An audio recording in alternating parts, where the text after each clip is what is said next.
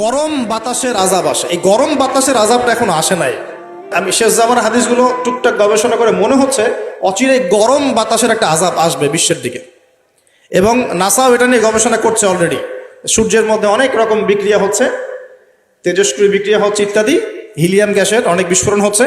এগুলোর ওয়েভ বা ফ্লোটা আস্তে আস্তে পৃথিবীর দিকে ধেয়ে আসবে।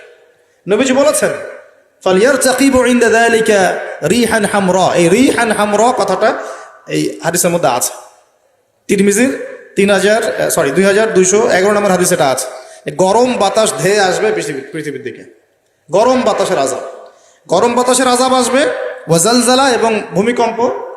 অন্য হাদিসে আসছে সানাওয়াতু জালাজিল, ভূমিকম্পের বছরগুলো। আর আসছে মুতানুন শাদীদ, বড় মহামারী। আর খসফুন মানে এই যে জমিন ধসে যাওয়া, মাসখান মানে চেহারা আকৃতি বিকৃত হয়ে যাবে।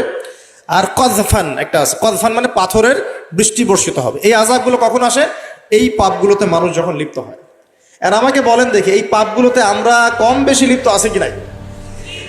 আর বড় বড় বস্তুবাদী শহরগুলোতে এই পাপগুলো বেশি না? এখানে মানুষ ওই হাদিসের উপর আমল করছে। এখন কোন হাদিস?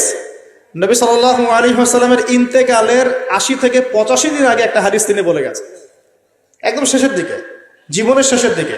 ওই হাদিসটাকে বলে হাদিসে জিবরিল। কি বলে? নবীজিকে জিবরাইল আলাইহিস সালাম মানুষের রূপ ধরে এসে জিজ্ঞাসা করেছিলেন যে কিয়ামত কবে হবে।